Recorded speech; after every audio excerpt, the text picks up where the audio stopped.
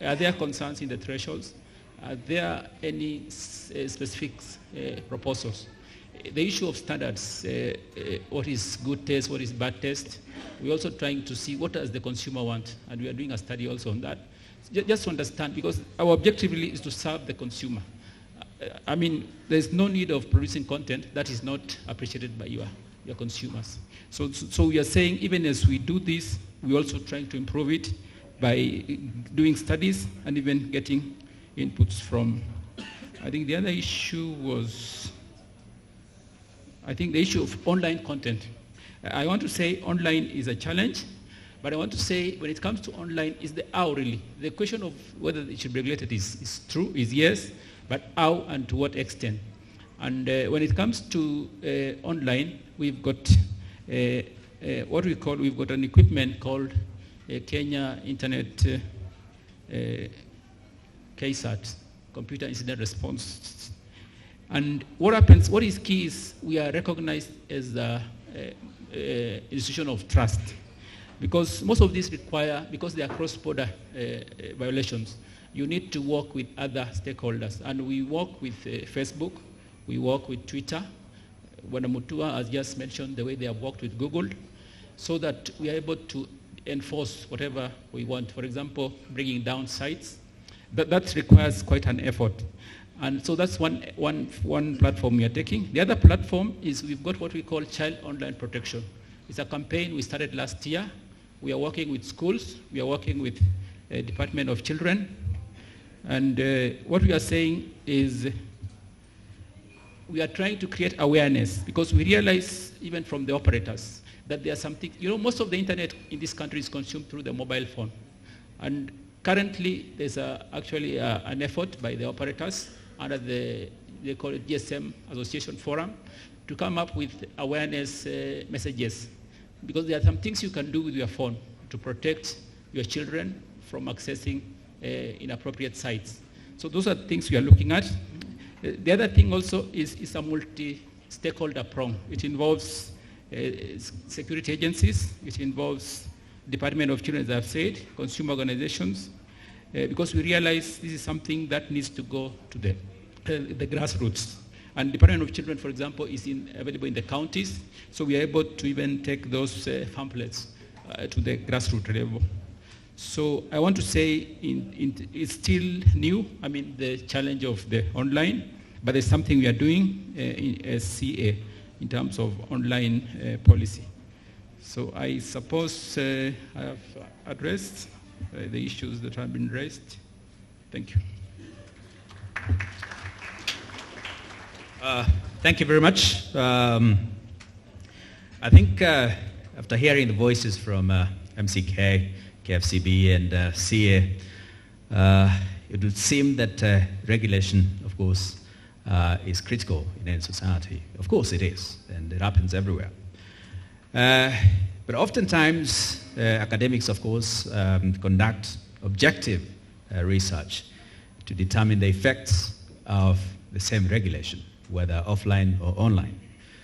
And to help us perhaps determine the effects of what media organization, for example, call overregulation, what KFCB calls the important need to safeguard the morals in society, and the ability of course, CA to regulate both maybe the industry and enhance service provision. I would like to now invite Nancy Booker to try and tell us, for example, what are the effects of this overregulation on the media industry and media institutions themselves, and what that would do to society that is ever reliant on media to make sense of events and issues in society.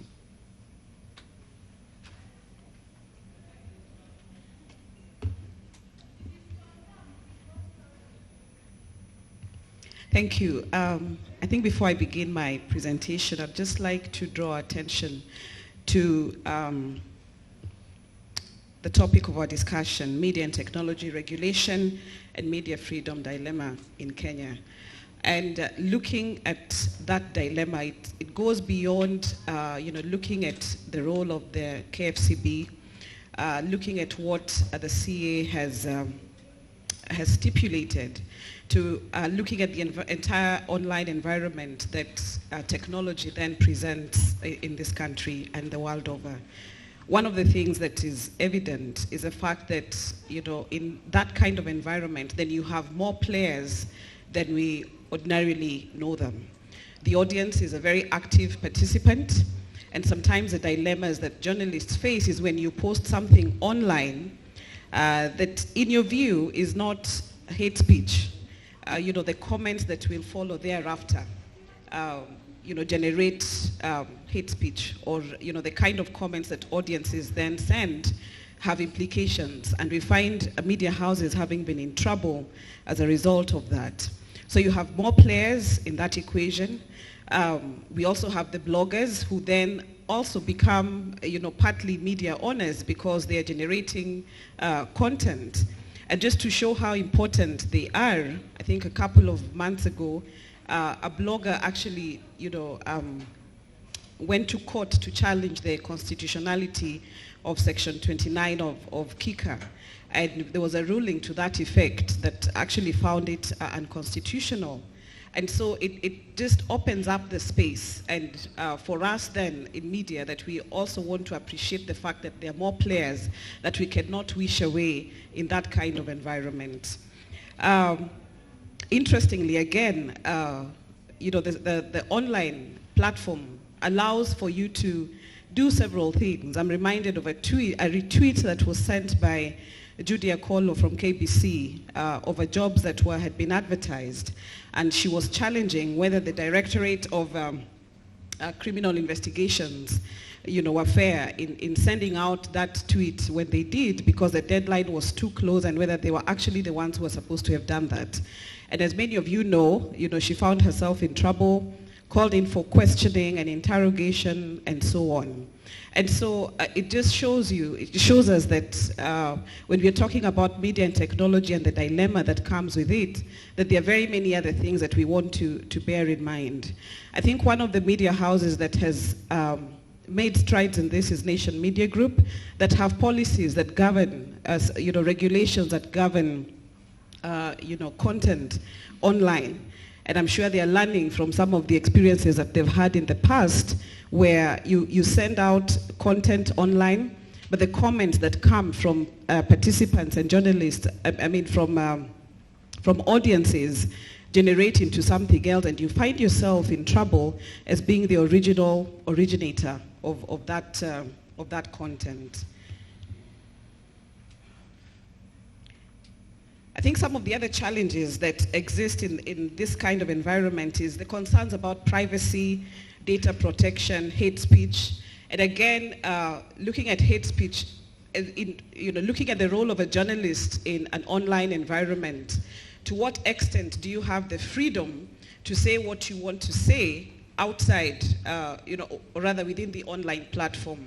And there's been the whole debate of two-faced journalism. Can you be a journalist who works in a media house, but when you go online, on your Facebook page, on your Twitter handle, that you can actually be able to post things that are outside of what the profession would actually approve of? And the challenge is that journalists then need to understand that you cannot have that duality, that it is important for them to understand that once a journalist, you're always a journalist. And when you post content online, that content essentially reflects on the organization that you represent, and that part of the challenge is that as a journalist, you automatically become a newsmaker. And there's a very thin line between your personal views and the views that your organization represents. So it doesn't even help when you go on and say the views expressed on this post are my personal views. There's nothing personal when you're a journalist. Whatever it is that you say carries the day. And those are some of the debates, some of the questions or the dilemmas that, that media and technology have presented for media players. So concerns about privacy, data protection, hate speech, incitement, bullying, and copyright issues, should be the focus of such a kind of regulation. But as I conclude, I think we also want to take into account that that kind of regulation must also appreciate the environment that the online platform presents, the convergence, the participation, and you cannot wish that away. The openness, the transcendence, beyond national and territorial boundaries. And so if you're to come up with regulation, how does that regulation then take care of some of those challenges that are presented with the online platform? And lastly, that I think what is evident from the speakers earlier is the fact that the institutions that have been charged to regulate media seem to be having lots of instances where their roles clash, and it's important then for us to start having that conversation where we clearly understand the mandate of various institutions so that we do not have an instance where you have multiplicity or duplication or role clashing within the various institutions that are supposed to regulate the media environment. Thank you very much, Nancy. I know that Wilson has conducted comparative studies and looking at regulation, not only this country, but elsewhere. And he has a lot to say, particularly in terms of regulation. And one of the questions that may arise is whether it's possible to actually effectively regulate media and content when the producers and the originators of this content are based everywhere and nowhere. Because we know technologies have democratized content production, for instance, and content, people are able to produce and upload content from wherever it is they are in any part of the world.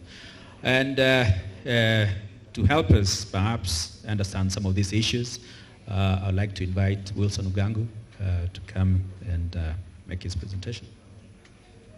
Thank you, George, and thank you to the conveners of this meeting. I'll be very fast.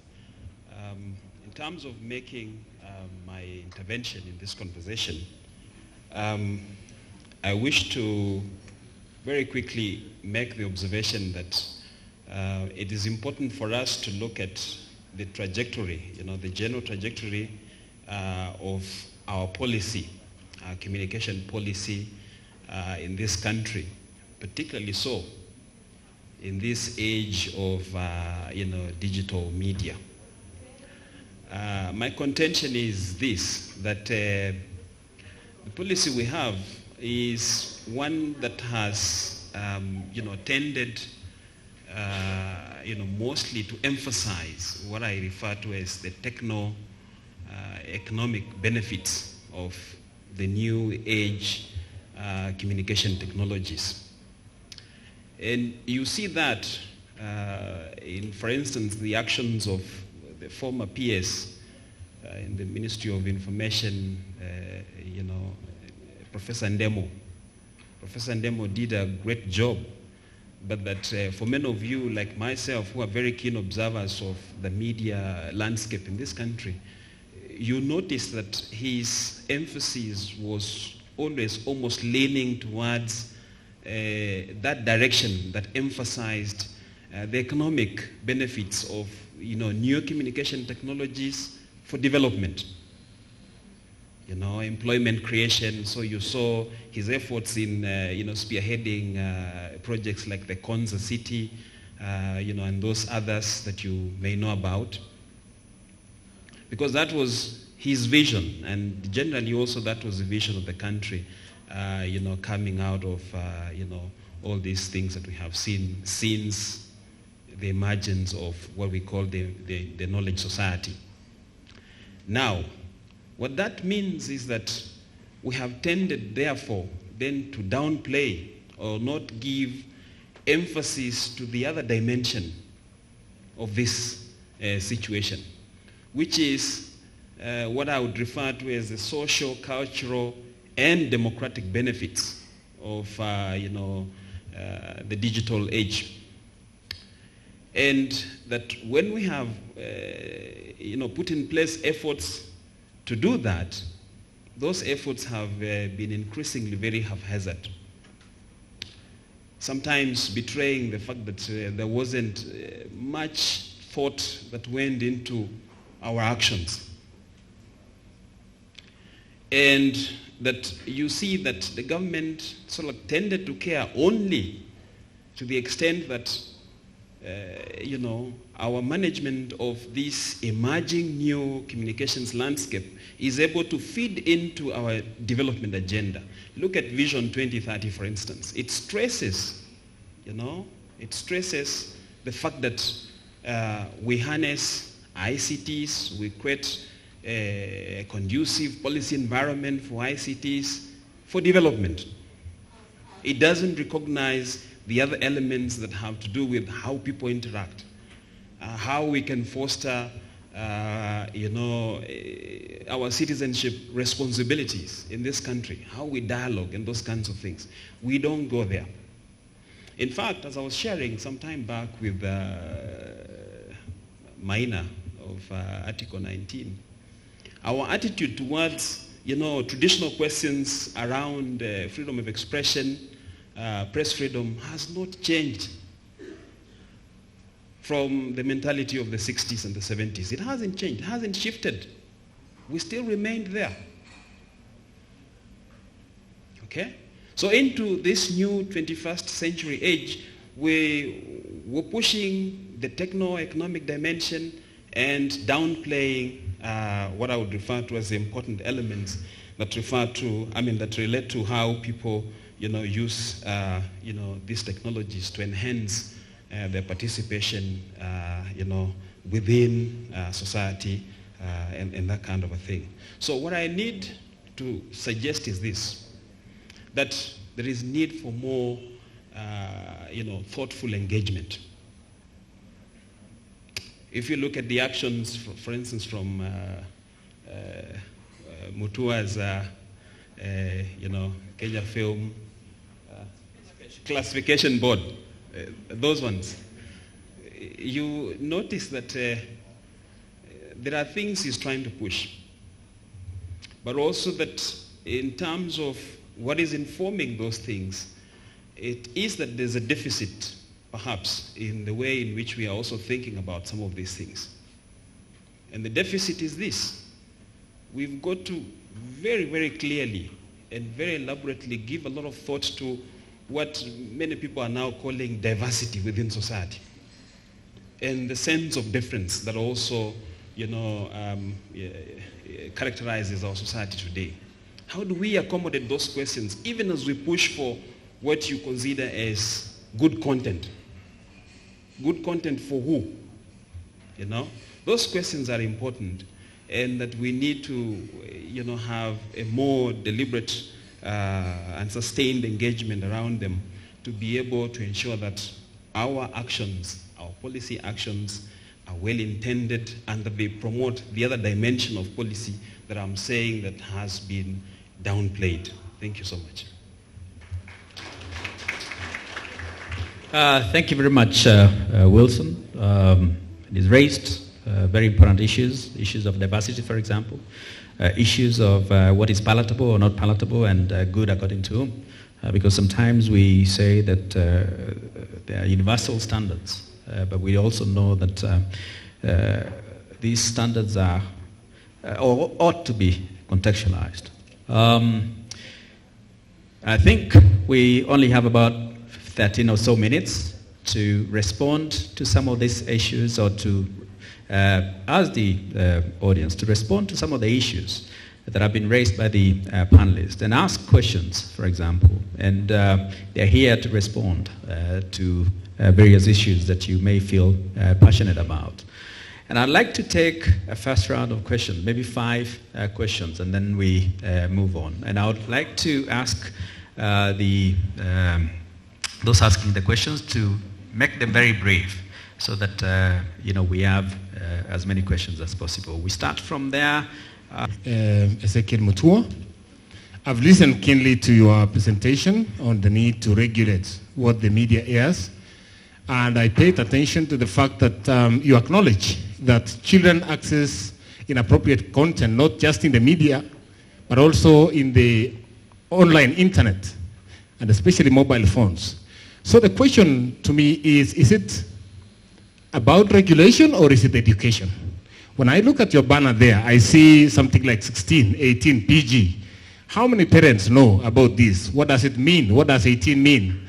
And what is your institution doing to ensure that parents are educated on those ratings, for example, and actually support the work of engineer there on actually educating the parents on how they can control what the children access to, not just on television, but also on the mobile phones. Thank you.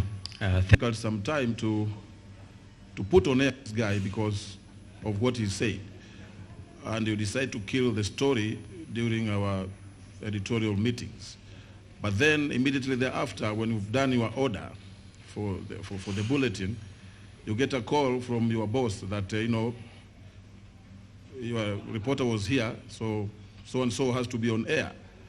And you as an editor, you know that this guy has spewed a lot of hatred on air, so I cannot put him here. But then that call would make you put that guy on air, because the dilemma we face as editors is that most of these guys, the stations are being owned by politicians, or certain media houses have got certain political inclinations. So this is a dilemma for editors, because now we find ourselves in that situation whereby you are not sure whether to put this guy on air or not. So perhaps mine is an observation to find out from you guys, the panelists, whether this giving blackout to these warmongering guys would work. Thank you very much. There was a hand at the back and the middle and one on the other side. My concern goes to the Media Council. How are we safeguarding the Kenyan public against social media?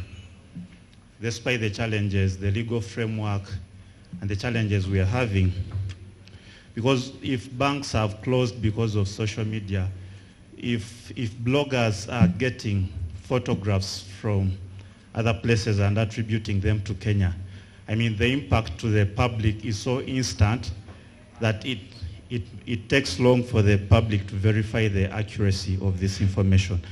And how are we tasking these bloggers? How the ethical considerations in this, how are we putting them to task to verify or clarify whatever they post on the social media? Thank you. Thank you very much. There was a hand in the middle somewhere. There, in the middle. Moi University. My question to Mr. Ezekiel Mutua. How does Kenya Film and Classification Board come in adverts? What does your mandate extend to? All right, thank you very much. There was a hand somewhere. I couldn't see the hand on the left-hand side. Two questions. One to our colleague engineer from Communications Authority. Digital switchover has come and gone.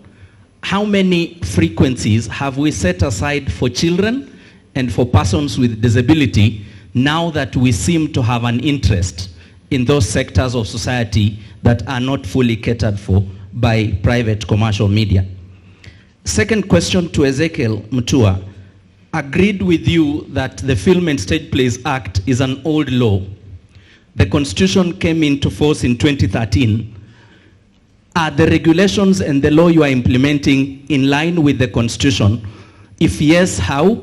If no, what are the efforts you've done to ensure that every action you are taking is legitimate and legal before you run with it? Thank you.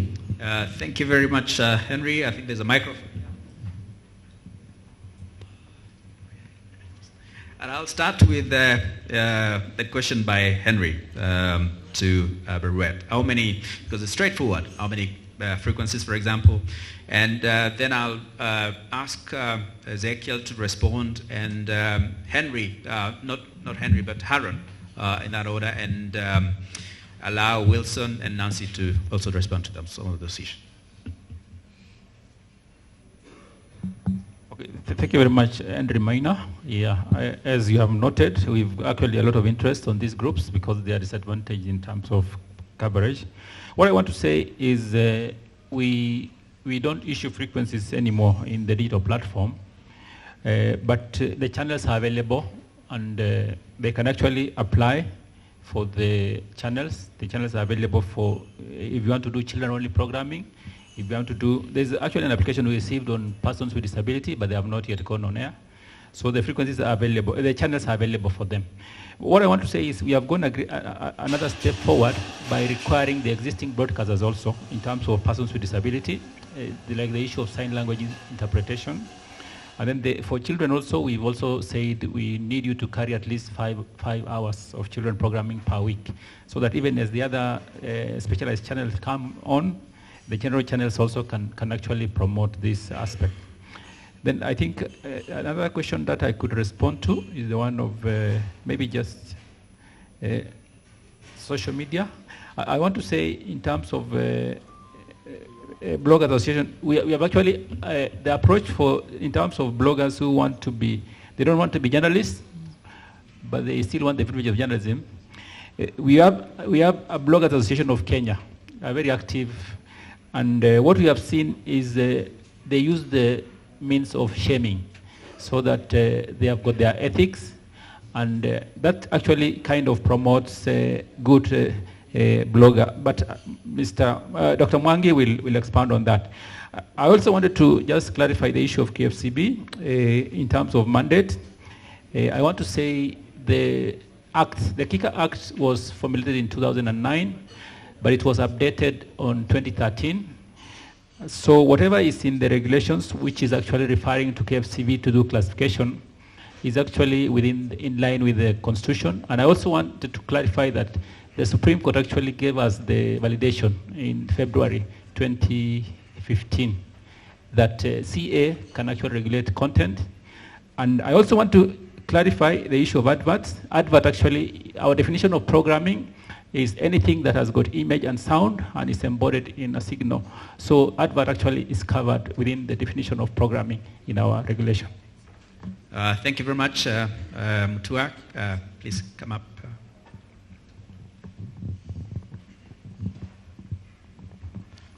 Thank you. I think I have three. Dr. Mulo, and for those who doubted whether I sat on a PhD class, there is my lecturer. He was, I think the question, yeah, I'm serious by the way, he taught me the coursework at Moi University, and I was bright, he can confirm. That aside, I agree with you, Daktari, that indeed children access this online content through gadgets. But let me say that these gadgets are provided by their parents. Children do not buy phones. They cannot be allowed until you are 18. You've got to produce your ID to get a SIM card. And so essentially, that area is a long process, as opposed to free-to-air radio or TV, where when you are seated with your family taking dinner, something pops up on the TV and you're embarrassed. And I think these are the issues why, this is the reason why we are more keen on free-to-air. If you look at the programming code and it's online by CA, the focus is on free-to-air because it's available more readily than the online content, which requires a lot of procedure. You've got to have the Wi-Fi, you have to have the internet, you've got to have the gadget, and you give it to your children. I agree with you, it should be, the focus should be more on education, however, to ensure that parents understand the risks that come with giving their children these gadgets. We are doing a lot with schools and with parents association. There is a challenge right now with their legality, but we have been going to schools. We are working with the Kenya Scouts Association. We are working with most of the major schools across the country and churches, religious institutions, to ensure that we create the level of awareness that is required for them to understand this kind of rating. But let me say that people actually do know. When the Coca-Cola advert was running, it is people who told us, it's Kenyans, and they say their kids are even uncomfortable. When that advert appeared, they will look the other way. And it's not every kid who is given to this inappropriate online content. I think the idea is for the government to do what the government should do, ensure that there's policies that provide the security and safety of our children when they access online content, media houses to do their job, and all of us to participate in this together.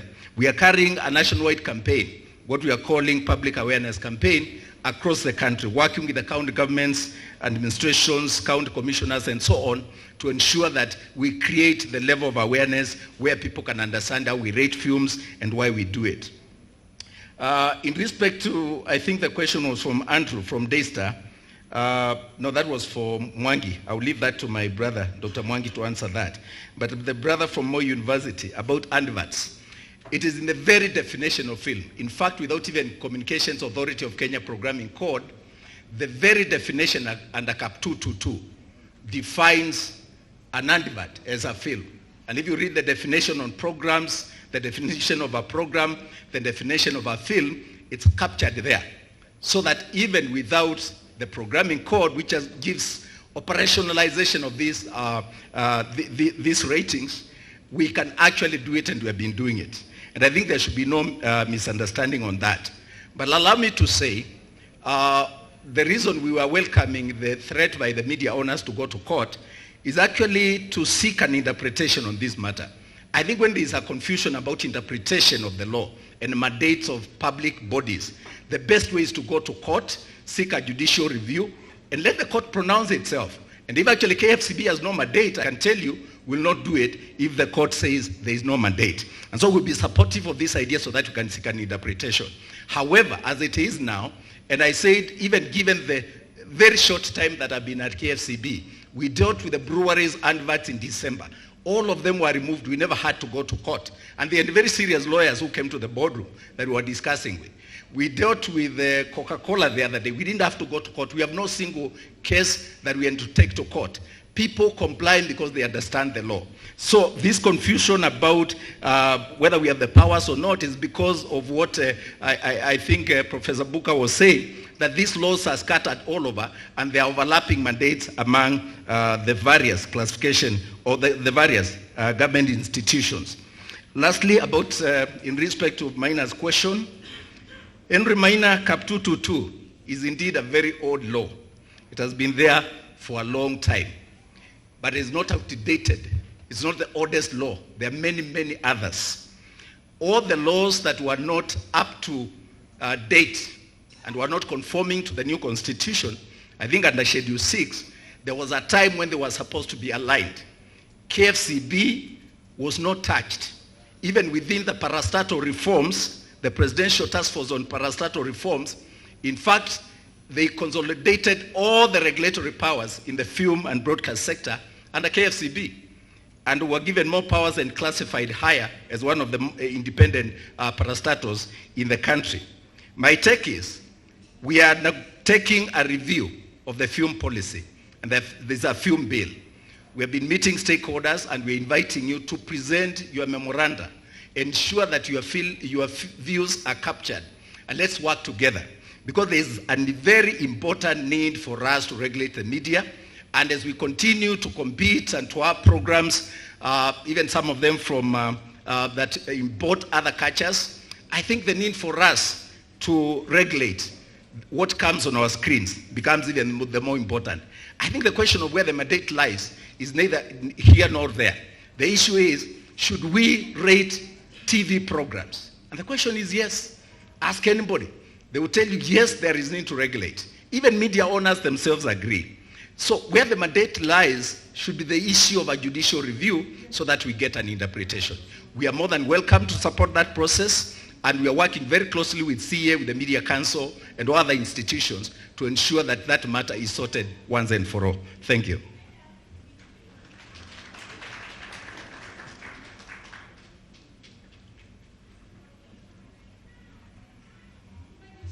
I'm not sure that this question has not been answered by engineer. The question came from Andrew. How do we safeguard Kenyans from social media and bloggers? And unless a blogger is structured like a media house, where we have reporters, sub-editors, and editors, it is not possible to regulate them in a manner that you'd regulate a traditional media. And that's why these people operate under the Bloggers Association of Kenya, and that doesn't fall within the mandate of the Media Council of Kenya. The Facebook and other social media, of course, are contentious issues, and it's a debate. Basically, we have little we can be able to say now, and engineer has mentioned about that. Thanks.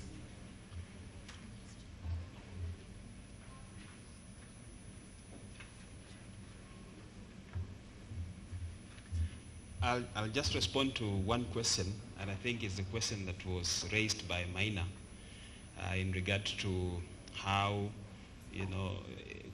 people with disabilities and children are being looked into at the CA. I think it's an important question, particularly given the fact that we also need, from a policy point of view, we need to have a more inclusive policy, that also ensures that groups that are, removed from the mainstream, groups on the fringes are also part and parcel of a more participatory, communications environment. So I think that it's important that the CA and others who are dealing with these matters, are able to, think about those kinds of interventions.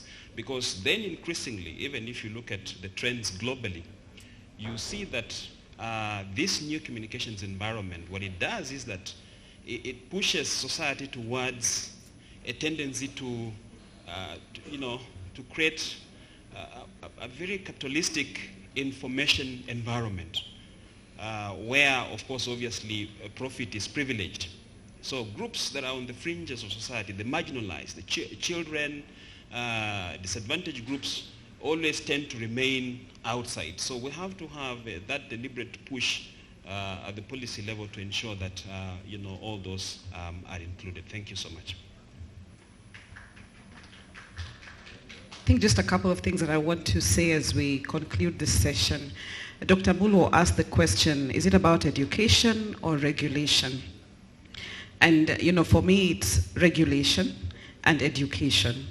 Education being more important in this case, especially when you're talking about the, the online platform, because you have more players, as I said earlier, and some of them, are not likely to feel the impact of regulation because we haven't included them in the regulations that exist, which goes on to say that this is a good opportunity for us to start having that conversation about regulation and ask ourselves, when some of these regulations were put in place, did they take into account the online platform and the social media? Maybe not. And that, of course, presents with it attendant challenges. There's a question, or I think it was a concern by Swale, about giving a blackout to warmongers. And to Swale and many other journalists, you often find yourself in a catch-22. You don't know whether you should report or not. And the challenge, again, that the technology then presents is that if you do not carry it as a media house, somebody will go online and publish it anyway. And so, balancing that. But, one of the things that PLO Lumumba said when he was making his presentation is that there's a price to pay. And we need to ask ourselves then, what do we want to do in a country that is highly polarized as the mainstream media? I think as mainstream media, there is need to have a lot more online presence, so that because you're credible, you're believable, and you're also authentic. So having a lot more online presence, I think what has been evident oftentimes when there's a story that's breaking, you find that those who break the story online are not the mainstream media houses as we know them. We find, certain characters being the first ones that break those stories. So increasing our presence online so that we, we shape that opinion and that discourse on the online platform.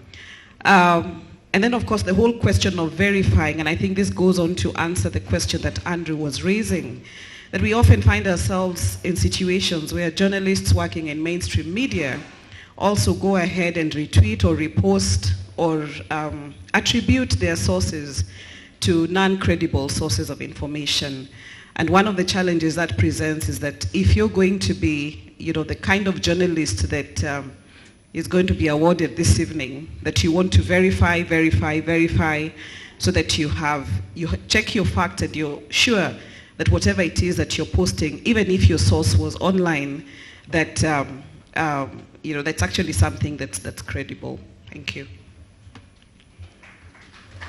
Thank you very much. Unfortunately, because of time, we are unable to continue with this conversation. But the beauty of technology is that we have the power and the opportunity to engage with the issues and with the people that are up here, beyond and outside this space. So mine is just to ask you to join me in thanking the panelists for taking the time and obviously to prepare and present up here. Thank you very much, and I call upon Oranga to continue. Group, one more time. All right, I wish to make an apology. It's actually according to my watch, it's 1:14, so we should be having lunch. But you'll bear with us so that we have the next session. It's going to be a short one. There are only 3 panelists, and then we'll go for lunch at 2. In fact, we just had tea an hour ago, so I don't think our digestive systems will complain for another 30 minutes. Will we? Clap if you agree. Thank you. Ranga, quick things to just set the tone for this discussion. Our constitution envisages that media freedom and freedom of expression are not absolute rights. It therefore isolates 5 main areas that any journalist or media practitioner ought to consider when they are exercising their freedom. One of them is propaganda for war. The second one is incitement to hatred, violence, and discrimination.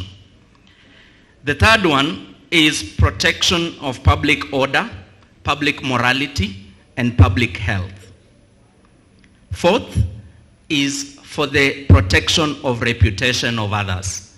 And because we were coming in with our constitution after the 207 challenges, we added on something we call hate speech, which to me, it is a term of art that is similar to incitement to hatred, violence, and discrimination, because there is nothing normative in hate speech that you don't get in the other.